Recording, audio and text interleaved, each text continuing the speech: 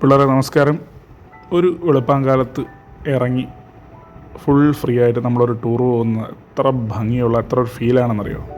ഇതുപോലെ ഉദയമൊക്കെ കണ്ട് മുന്നോട്ടങ്ങനെ കാറങ്ങനെ പോകുന്ന ഒരു കാഴ്ച ഭയങ്കര കാഴ്ചയാണ്. ഇന്ന് ഞങ്ങൾ ആര്യങ്കാവ് ചുരം ഇറങ്ങി തിരുനെൽവേലിയിലുള്ള കളുകുമല കാണാനായിട്ട് പോവുകയാണ്.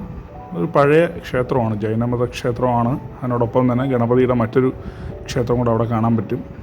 ഇതാണ് അതിൻ്റെ മുകളിൽ നിന്നുള്ള താഴേക്കുള്ള വ്യൂ. നല്ല പൊക്കമാണ് കേട്ടോ. ഇതാണ് ആ കല്ലിൽ കൊത്തി പകുതി പണി തീർക്കാത്ത ആ ജൈനക്ഷേത്രം. പണി തീർന്നിട്ടില്ല.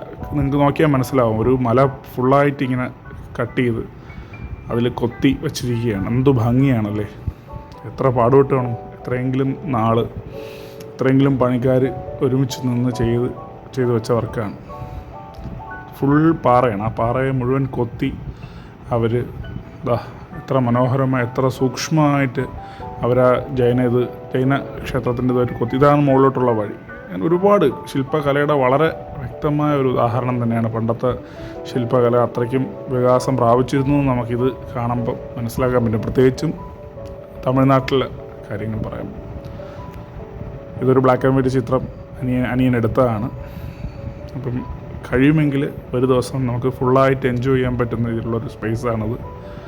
കളുകുമല തെങ്കാശിയിൽ നിന്നൊരു മാക്സിമം ഒരു 10-50-60 കിലോമീറ്ററിൻ്റെ അകത്ത് നമുക്ക് ഓടി ഒരു ദിവസം ഒരു പകലുകൊണ്ട് നമുക്ക് കണ്ട് വരാൻ കഴിയുന്നൊരു സ്പേസാണിത്. അതിൻ്റെ തൊട്ട് താഴേറ്റ് ആ മലയുടെ താഴെ നോക്കിക്കഴിഞ്ഞാൽ ഒരു ചെറിയ കുളമൊക്കെ നമുക്ക് കാണാൻ പറ്റും. തിരുനെൽവേലി ജില്ലയുടെ ഒരു ഭാഗം ഫുൾ നമുക്ക് ഇതിൻ്റെ മുകളിൽ നിന്നാൽ കാണാൻ പറ്റും. വയലുകളും ചെറിയ തീപ്പെട്ടിക്കൂടുകൾ അടുക്കിയ പോലുള്ള വീടുകളൊക്കെ. എന്നും വീട്ടിലിരിക്കുകയല്ലേ, വല്ലപ്പോഴൊക്കെ ഇതുപോലെ ഒരു കറക്കം കറങ്ങുക പിള്ളേരെ. Okay, happy day.